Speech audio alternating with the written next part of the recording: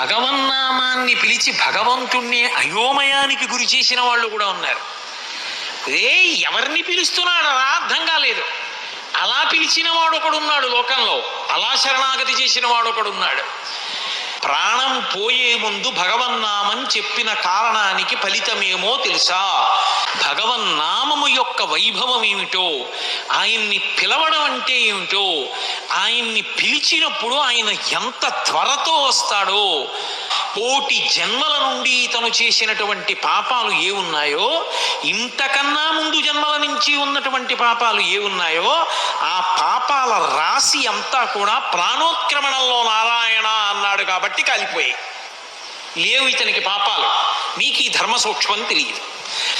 పెద్ద దూది పర్వతం ఉంది, ఒక నిప్పు రవ్వ చాలదా కాలిపోవడానికి?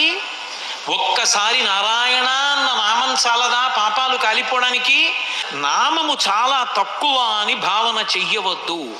నామ సంకీర్తనము ఎంత గొప్పదో తెలుసా? భగవన్ నామము చెప్పడానికి పెట్టి పుట్టి ఉండాలి. అది లేనినాడు ఆ నామం చెప్పేటటువంటి అదృష్టం పట్టదు.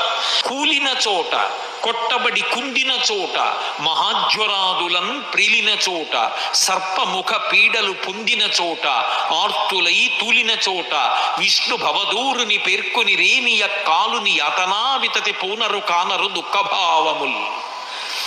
భగవన్నామం ఎప్పుడు చెప్పచ్చు అంటే నియమం లేదు, ఎప్పుడైనా చెప్పచ్చు.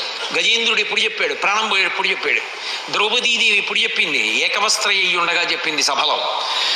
ఒక మంత్రం చెయ్యాలంటే నియమాలు ఉంటాయి. కదలకూడదు, అంగన్యాస కరన్యాసాలు చెయ్యాలి, దాని మీదే దృష్టి పెట్టాలి, వెన్నుపాము నిటారుగా ఉంచాలి, జపం చెయ్యాలి.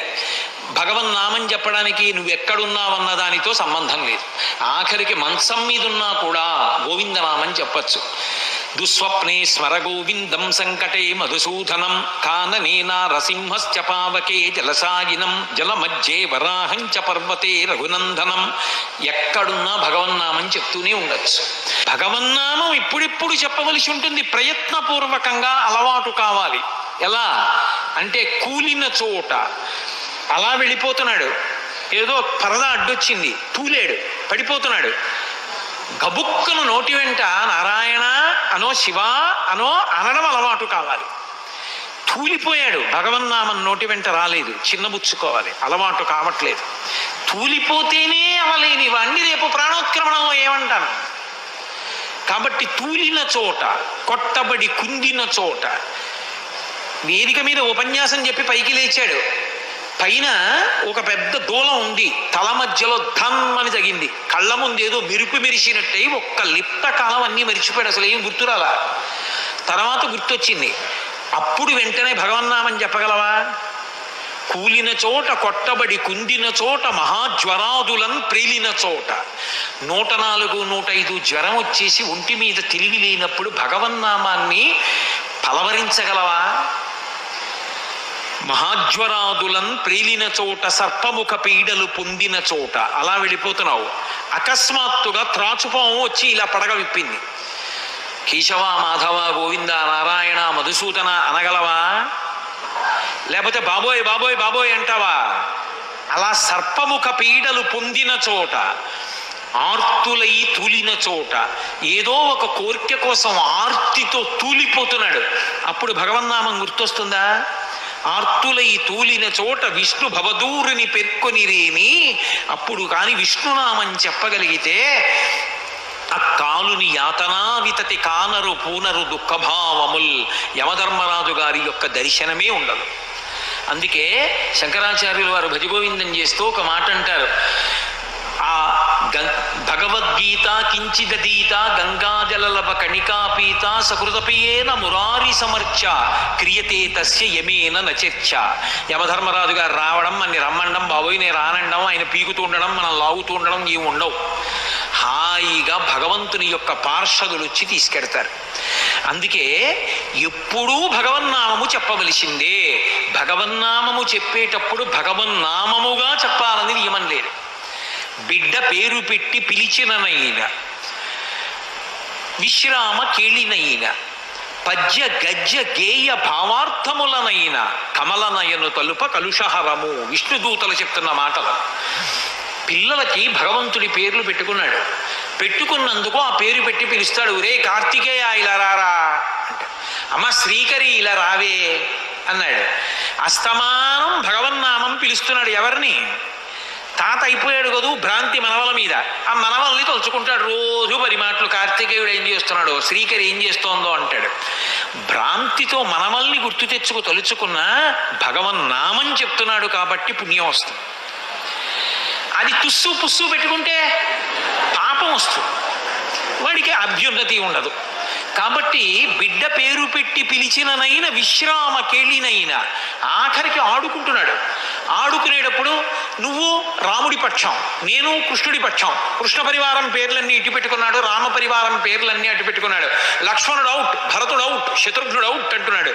అలా అన్నందుకు హనుమ ఒక్కరిని మాత్రం పట్టుకోలేకపోతున్నాం. ఆ హనుమ ఒక్కరి వల్ల మళ్ళీ తరుంకూత వచ్చేస్తున్నారు, మళ్ళీ అందరూ వచ్చేస్తున్నారు అంటున్నాడు. అలా అస్తమానం ఆ నామాలు అంటున్నాడు కాబట్టి పుణ్యం. విశ్రామ కేళినైన పద్య గద్య గీత భావార్థములనైన, అది పద్యం కావచ్చు, గద్య కావచ్చు, గేయం కావచ్చు, భావం కావచ్చు, అర్థం కావచ్చు, భగవన్నామం ఉంటే చాలు.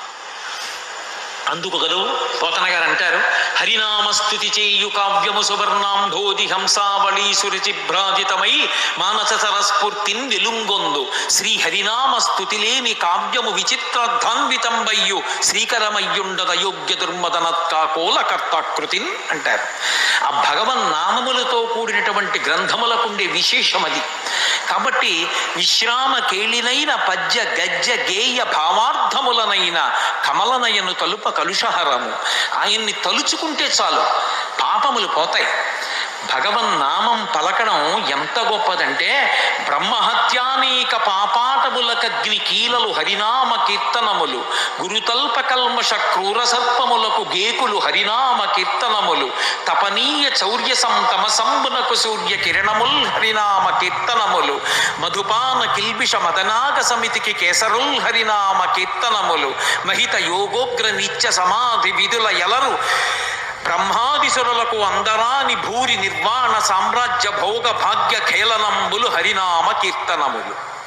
భగవన్నామం పలకడం ఎంత గొప్పది అంటే, బ్రహ్మహత్యానేక పాపాటవులకగ్ని కీలలు హరినామ కీర్తనములు. బ్రహ్మహత్య లాంటివి మహాపాతకం. అటువంటి మహాపాతకమైనటువంటి బ్రహ్మహత్య లాంటి భయంకరమైనటువంటి పాపాలకి కూడా, బ్రహ్మహత్యానేక పాపాటవులకు, అటువంటి అరణ్యముల వంటి పాపాలకి కూడా దావానలం లాంటి, అగ్నిహోత్రం లాంటిది భగవన్నామాన్ని పలకడం. గురుతల్ప కల్మ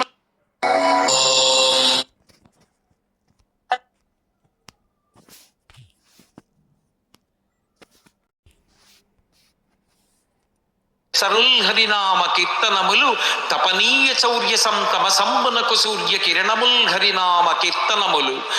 దొంగతనం చేయడం, ప్రత్యేకించి బంగారం దొంగతనం చేయడం, బంగారం దొంగతనం చెయ్యడం లాంటి మహాపాతకమనబడేటటువంటి చీకటి పాలిట సూర్యకిరణముల వంటివి భగవన్నామ కీర్తనములు. అంటే అటువంటి పాతకాన్ని కూడా పోగొట్టగలిగినటువంటివి. అవి ఎంత గొప్పవి అంటే, మహిత యోగోగ్ర నిత్య సమాధి విధుల ఎలరు బ్రహ్మాది సురలకు అందరాని భూరి నిర్వాణ సామ్రాజ్య భోగ భాగ్య ఖేళనంబులు హరినామ కీర్తనములు. ఎప్పుడు సమాధిలో ఉండి భగవంతుణ్ణి అనుభవించేటటువంటి చతుర్ముఖ బ్రహ్మ వంటి వారు కూడా అనుభవించినటువంటి ఆనందాన్ని మనకి అందింప చేయగలిగినది ఏది అంటే భగవన్నామ సంకీర్తనమే. అంత గొప్పదయా భగవన్నామ సంకీర్తనం అంటే. అదేమైనా మాటలు అనుకుంటున్నావా? అటువంటి భగవన్నామాన్ని ప్రాణం పోయేటప్పుడు నారాయణాయంచు ఆత్మ ప్రలపించు. చనిపోయే ముందు అన్నాడు కాబట్టి కొన్ని కోట్ల జన్మల పాపాలు పోయాయి. లేవు ఇప్పుడు పాపాలు, పుణ్యాలు లేవు. ఎన్ని పాపాలు చేశాను. కన్న తల్లిదండ్రులు అన్నం పెట్టి పోషించి పెద్ద చేసి ఉపనయనం చేసి గాయత్రీ మంత్రం ఇచ్చి వేదాన్ని నేర్పి అగ్నిహోత్రాన్ని ఆరాధించడం నేర్పి విద్వాంసుణ్ణి చేసినటువంటి తల్లిదండ్రులకి అన్నం పెట్టకుండా ఇంట్లోంచి గెంటేశాను. కట్టుకున్న ధర్మపత్ని సంతానం కూడా కలగక ముందు అంతటి సౌందర్య రాశిని విడిచిపెట్టి ఒక కులటలో అందం ఉందనుకుని ఆమె వెంట తిరిగి ఇల్లాలిని వెడలగొట్టాను. ఆఖరికి దొంగతనాలు చేశాను, కళ్ళు తాగాను, వేశ్యకి పిల్లల్ని కన్నాను. జీవితం పండుటాకైపోయింది. చేసిన పుణ్యం లేదు. అయినా నారాయణ అని ఒక్క మారన్నందుకు నాకు ఇంత అనుగ్రహమా? చీ, నా బ్రతుకేం బ్రతుకు, ఇప్పటికైనా సరిగ్గా బ్రతకడం నేర్చుకుంటాను. ఇక నా జీవితాన్ని పరబ్రహ్మము యొక్క నామోచ్చరణ ఎందు గడిపేస్తాననుకున్నాడు. ఓరి పిచ్చి వాళ్ళలారా, అందరూ చచ్చిపోయే ముందు భగవన్నామని చెప్పగలరని మీరు అనుకుంటున్నారా? అందరూ భగవన్నామని చెప్పగలరా? దంతంబుల్ పడనప్పుడే, తనువుయందారూఢియున్నప్పుడే, కంతా సంఘము రోయనప్పుడే, జరాక్రాంతంబు కానప్పుడే, వింతల్ మేన చెరించునప్పుడే, కురుల్ వెల్వెల్ల కానప్పుడే, చింతింపందల మీ పదంబుజములన్ శ్రీకాళహస్తీశ్వర అంటాడు దూర్జటి. ఒంట్లో ఓపిక ఉన్నప్పటి నుంచి చెయ్యనటువంటి సాధన ఎప్పుడో పండుటాకులైపోయిన తరువాత సాధన చేసి భగవన్నామం మనసులో నిలబడాలంటే ఎందుకు నిలబడుతుంది? అది నిలబడదు. సాధన మొట్టమొదటి నుంచి చేసుకుంటూ చేసుకుంటూ చేసుకుంటూ విడితే ఆ భగవన్నామము నిలబడుతుంది. అందుకే మీకు ఇవాళ చెప్తున్నాను రా, మొట్టమొదట ఎవరిని తీసుకురావాలో చెప్తాను, బాగా జ్ఞాపకం పెట్టుకోండి అన్నాడు. ఎవరిని తీసుకురావాలి అంటే బాగా గుర్తుంచుకుని తీసుకురండి. తీసుకొచ్చేటప్పుడు లోకంలో పరమ పాపభూయిష్టమైనటువంటి జీవనాన్ని చేస్తున్నటువంటి వాళ్ళు కొంతమంది ఉంటారు. అటువంటి వాళ్ళు కలలోనైనా శ్రీకాంతుని పాద పద్మముల్ దర్శింపలేని కర్మరతులా, ఎకసెక్కమునకైన ఇందిరారమణుని పేరు పలకంగలేని దుర్భాషితులను, ఆఖరికి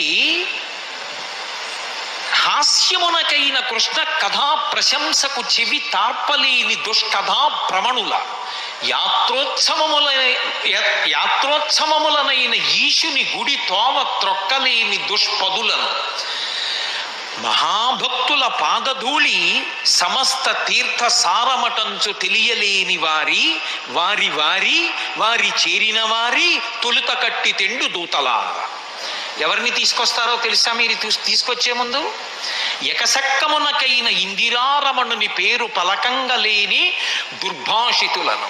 వాడు హాస్యానికి కూడా భగవన్నామం పలకడు, ఎప్పుడూ అక్కర్లేని మాటలే. పరిహాసానికి వాడు భగవన్నామం పలకడు. ఎందుకని? వాడి ఇంట్లో పిల్లల పేర్లు కూడా ఉండవు, అమంగళకరమైన పేర్లు ఉంటాయి.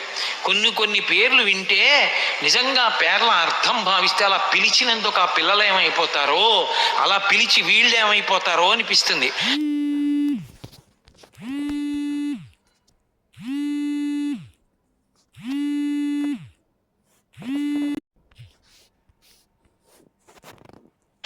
దానికి ఏం అర్థం ఉండదు.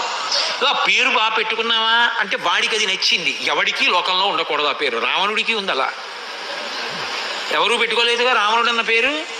పేరు పెట్టుకోవడం కాదు, పేరు పెట్టి పిలిచినందుకు వాడికి మంచి విభూతి కలగాలి, పిలిచి నువ్వు తరించాలి, ఆ పేరు పెట్టుకోవాలి.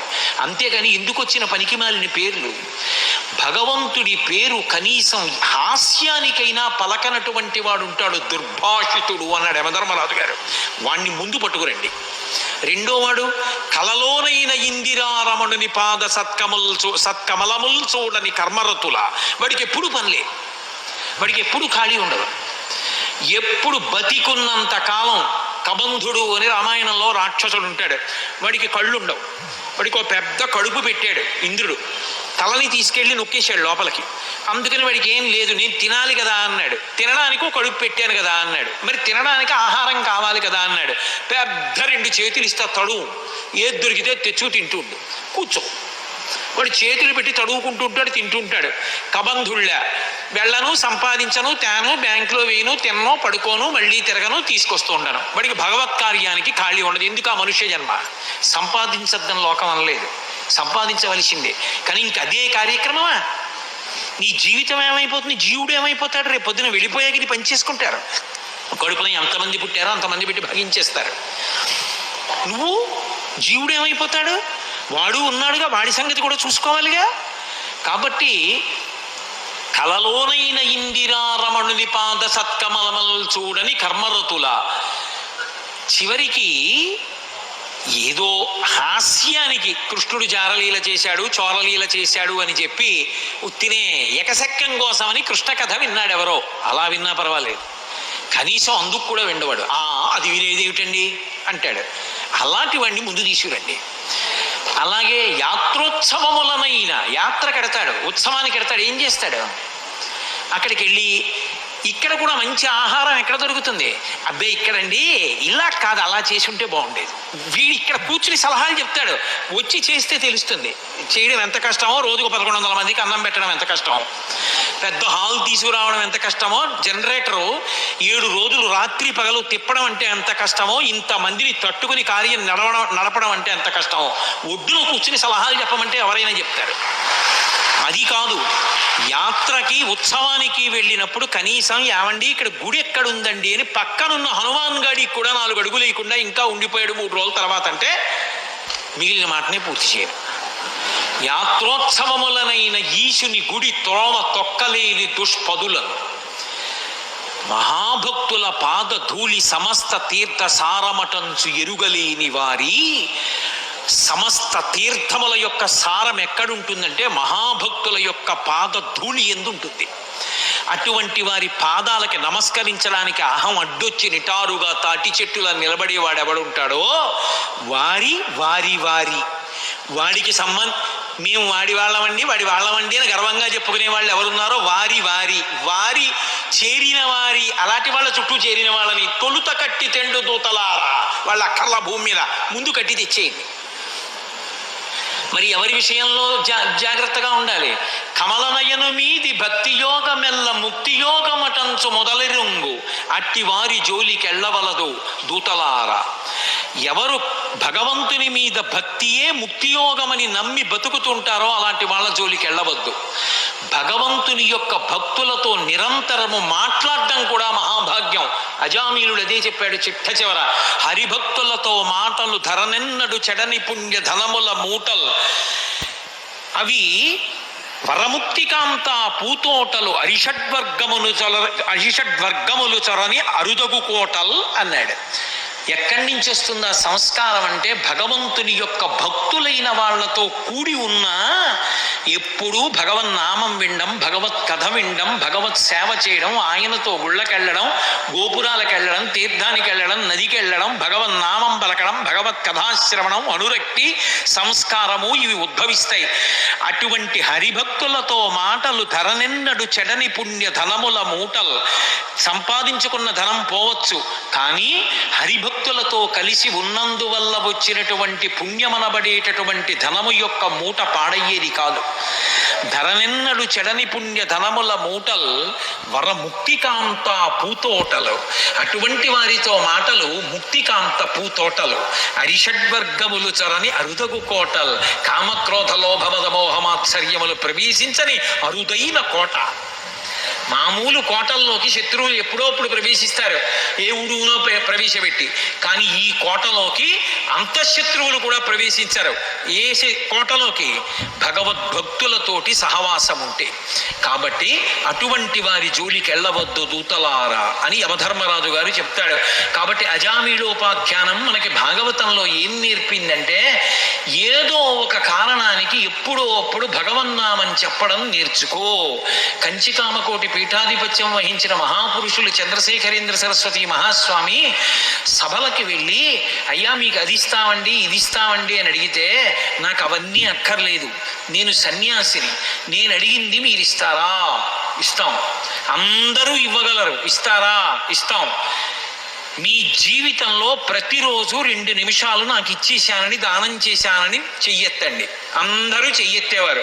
కాబట్టి మీ జీవితంలో ప్రతిరోజు 2 నిమిషాలు నావి కదా, నీ చెప్పినట్టు చెయ్యాలి. 2 నిమిషాలు ఎప్పుడో అప్పుడు భగవన్నామని చెప్పండి. మీరు నాకు ఇచ్చేశారు కాబట్టి ఇప్పుడు 2 నిమిషాలు ప్రతివాడి చేత భగవన్నామని చెప్పించి ఇన్ని కోట్ల మందిని ఉద్ధరించారు. అది మహానుభావుల జీవితం అంటే. సంసారంలో బాగుంది, చాలా బాగుంది, చదువుకున్నాను, తర్వాత పెళ్ళయింది, మంచి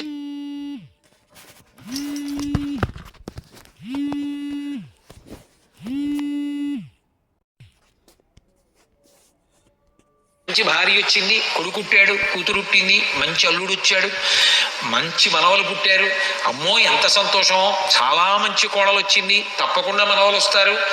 నీ పరిస్థితి ఏమిటి? ఎన్ని ఏళ్ళు వచ్చేసాయి?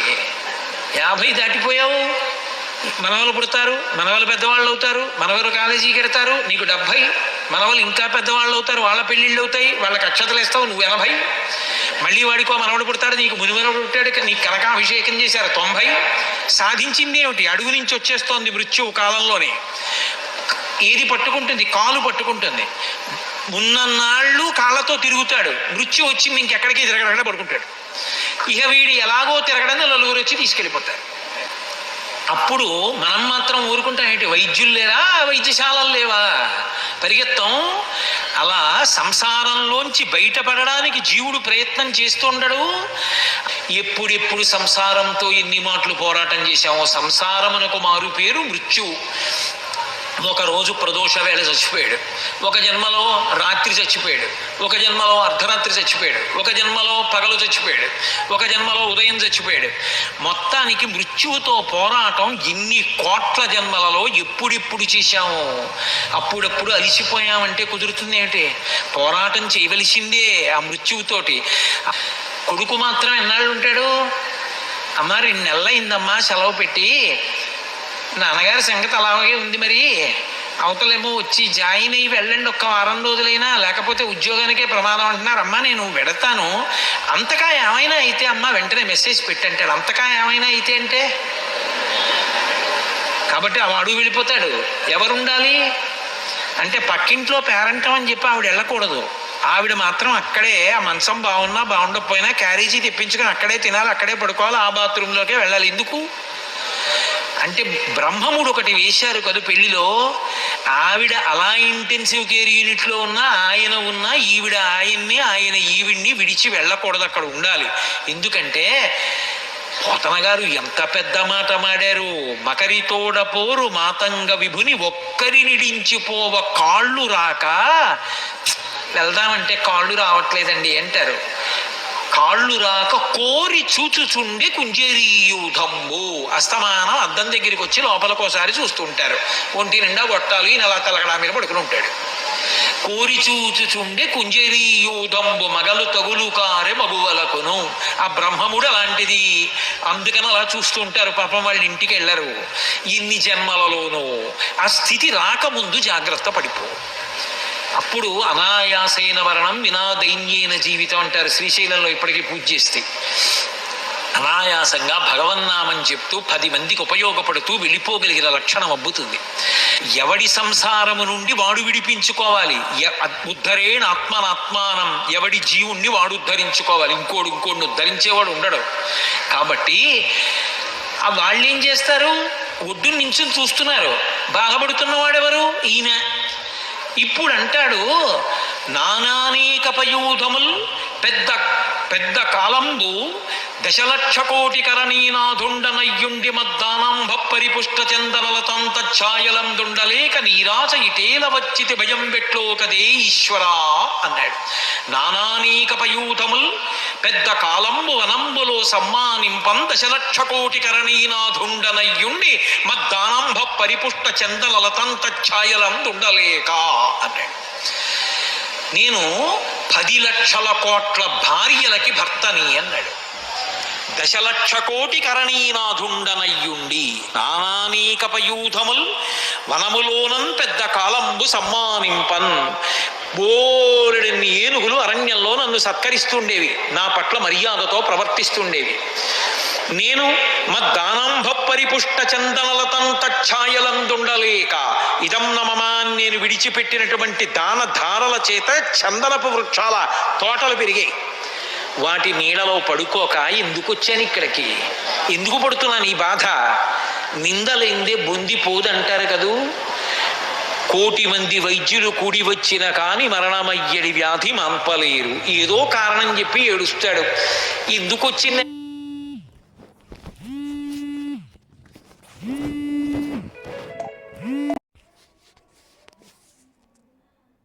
అనవసరంగా చూసుకోకుండా తొందరపడి వెళ్ళిపోయాను. స్నానాల గదిలోకి కాలు జారి పడిపోయింది. అబ్బబ్బబ్బా ఎంత బాధపడిపోతున్నానో అంటాడు. ఇప్పుడు ఆపరేషన్ చేయడానికి పనికిరాదండి, ఇంకా ఆయనకి ఎనస్థీషియా ఉపయోగం లేదు, పాపం కాలు ఎత్తి కట్టేస్తాం, అలా ఉండాలంటారు. ఎంత బాధపడుతుంటాడో తలుచుకో. ఒక పక్క ఊపిరి అందట్లా, ఒక పక్క ప్రాణాలు పోతున్నాయి, ఒక పక్క ఇంద్రియాలు పనిచేయట్లా, ఏదో భయం. కాబట్టి ప్రాణంబులా ఠావులు తప్పెను మూర్ఛ వచ్చే తనువుండస్సెన్ శ్రమం వయ్యడిన్ నీవే తప్ప ఇతప్పరం బెరుగా. ఇప్పుడు శరణాగతి చేస్తాం. ఈశ్వరా, నువ్వు తప్ప నన్ను రక్షించేవాళ్ళు లేరు, నీవే తప్ప ఇతప్పరం బెరుగ మన్నింపందగున్ దీనునిన్. నన్ను మన్నించు దీనుణ్ణి. రావే ఈశ్వర, కావవే వరద, సంరక్షింపు భద్రాత్మక. శరణాగతి యొక్క గొప్పతనం ఏమిటో పోతన గారు చూపిస్తున్నారు. సంస్కృత భాగవతం, ఆంధ్ర భాగవతం విడిపోతాయి ఇక్కడ. శరణాగతిలో భక్తుడు తన బలహీనత పరమేశ్వరుడికి చెప్తాడు. శరణాగతి త్రికరణ శుద్ధిగా చేస్తే భగవంతుడి తక్షణం వచ్చేస్తాడంతే. సరికదా, భక్తుడు పెట్టిన నియమాన్ని భగవంతుడు పాటిస్తాడు. శరణాగతి అంత గొప్పది. నోటితో చెప్పడం కాదు, నిలబడగలిగినటువంటి ప్రజ్ఞ ఏర్పడితే, నిజంగా అలా శరణాగతి చెయ్యగలిగితే. అందుకే కలుగడే నా పాలి కలిమి సందేహింప కలిమిలే ములులేక కలుగువాడు నా కడ్డబడరాడెనలిన సాధువులచే బడిడి సాధువుల కడ్డుపడిడివాడు లీలతో నా మొరాలింపడే మొరగుల మొరలిరుంగుచు తన్ను మొరగువాడు ఆది మధ్యాంతములు లేక ఎరలువాడు భక్త జనముల దీనుల పలివాడు వినడే చూడడే తలపడే వెగరాడే అన్నాడు. కలుగడే నా పాలి కలిమి సందేహింప కలిమిలే ములులేక కలుగువాడు. పరమేశ్వరుడు ఇంతకు పూర్వం నువ్వేం చేశావని నేను రావాలి అని అడగడు. ఆయన ఇతపూర్వం నువ్వు ఎలా ఉన్నావన్నది అనవసరం. ఇప్పుడు ఆయన పట్ల పరమభక్తితో నిలబడితే వచ్చేస్తాడు. డబ్బున్నవాడా డబ్బు లేనివాడా ఆయనకి అనవసరం. స్త్రీ పురుష పండిత పామర కులమత వర్ణవర్గ విచక్షణలు కలిగినటువంటి వాడు భగవానుడు కాడు. కాబట్టి ఆయన కలుగడే నా పాలి కలిమి సందేహింప కలిమిలే ములులేక కలుగువాడు నా కడ్డబడరాడెనలిన సాధువుల చేబడి సాధువుల కడ్డుబడివాడు. సాధు పురుషులైనటువంటి వారికి కష్టం వచ్చినప్పుడు అడ్డుపడి ఆదుకునేటటువంటి కరుణార్ద్ర హృదయుడైనటువంటి ఆ భగవానుడు వచ్చి నన్ను రక్షించాలి. లీలతో నా మొరాలింపడే మొరగుల మొరలిరుంగుచు తన్ను మొరగువాడు. ఇక్కడ పోతన గారి భాగవతం విడిపోయింది. ఇది ఆయన దర్శనం, రామానుగ్రహం ఆయనకి. నేను శరణాగతి చేసి ఇంత కష్టంలో ఆయన్ని పిలుస్తున్నాను కాబట్టి ఏదో ప్రహ్లాదుడికి వచ్చినట్టు ఇక్కడి నుంచి ఇక్కడ రావడం కాదు, తనని తాను మరిచిపోయి రావాలి పరిగెత్తుని. లీలతో నా మొరాలింపడే మొరగుల మొరలిరుంగుచు తన్ను మొరగువాడు ఆది మధ్యాంతములు లేక ఎలలువాడు భక్త జనముల దీనుల పాలివాడు వినడే చూడడే తలపడే వెగరాడే. మహానుభావుడి దీనుల యొక్క మాటలు ఈ పద్యాలకి అన్ని మాటలకి వ్యాఖ్యానం అక్కర్లేదు, అన్నీ అర్థమైపోతాయి. కాబట్టి అటువంటి భగవానుడు రావాలి. ఇక్కడ వరకు ఆంధ్రీకరించి ఓ కమలాప్త, ఓ వరద, ఓ ప్రతిపక్ష విపక్ష దూర, కుయ్యో కవియోగి వంద్య సుగుణోత్తమ, ఓ శరణాగతామరానోక, ఓ మునీశ్వర మనోహర, ఓ విమల ప్రభావ, రావే కరుణింపవే శరణార్థిని నన్ను కావవే అన్నాడు. ఓ కమలాప్త, కమలములకు ఆప్తుడైనటువంటి వాడా, వరద, వరములను ఇచ్చేటటువంటి వాడా, సుగుణములు కలిగిన వాడా, కవుల చేత వర్ణింపబడినటువంటి వాడా, అటువంటి ఓ భగవానుడా, నువ్వు బయలుదేరి వచ్చి నన్ను రక్షించాలి, నేను శరణాగతి చేస్తున్నాను అన్నాడు. ఇక కొస ప్రాణానికి వచ్చేసింది. ఇక ప్రాణం పోయేటటువంటి స్థితికి వచ్చింది. ఇప్పుడు రావాలి. ఎలా రావాలి? లీలతో నా మొరాలింపడే మొరగుల మొరలిరుంగుచు తన్ను మొరగువాడు. తనను తాను మరిచిపోయి రావాలి. తనను తాను మరిచిపోయి ఎలా రావాలి? పోతన గారి ఘంటం కదల్లా. ఎక్కడి నుంచి రావాలి? కలం నడవక ఘంటం అక్కడ పెట్టేసి భాగవతం మూసేసి కూతుర్ని పిలిచారు. అమ్మా, నదికి వెళ్ళి స్నానం చేసి సంధ్యావందనం చేసుకుని వస్తానమ్మా అని బయలుదేరి వెళ్ళిపోయారు. ఇలా 4 అడుగులు బయటికి వెళ్ళారు, మళ్ళీ వచ్చారు. పోతన గారు నివాసం ఉన్న ప్రదేశం చూడాలి. ఆ ఇల్లు లేదు కానీ ఆ ప్రాంగణం తొక్కాలి ఒక్కసారి. ఆ మహానుభావుడు ఇలా బయటికి వెళ్ళారు, మళ్ళీ వచ్చారు. పోతన గారు, నాన్న సంధ్యావందనానికి ఎడతానన్నావు, అప్పుడే వచ్చామే అంది కూతురు. అమ్మా, ఆలోచన వచ్చిందమ్మా అని పద్యరచన పూర్తి చేసి మళ్ళీ ఘంటం పెట్టి వెళ్ళిపోయారు. వెళ్ళిపోయిన కాసేపటికి మళ్ళీ పోతన గారు వచ్చి భాగవతం తెరిచి, ఈ ఘట్టం ఎలా పూర్తి చేయాలో తెలియట్లేదమ్మా, ఆలోచన రావట్లేదని దాంట్లోకి చూశారు. చూసి అమ్మ ఈ పద్యాలు ఎవరు రాశారని అడిగారు. నాన్నగారు మీరే కదా సంధ్యావందనానికి వెళ్ళి ఆలోచన వచ్చిందని మళ్ళీ ఇంట్లోకి వచ్చి ఏదో పూర్తి చేసి వెళ్ళారు అంది. పోతన గారి కన్నుల వెంట ఆనంద భాష్పాలు పడిపోయి, నా ఘంటం ఎక్కడ కదలలేదో అక్కడ రామచంద్ర ప్రభువే వచ్చి పూర్తి చేశాడు.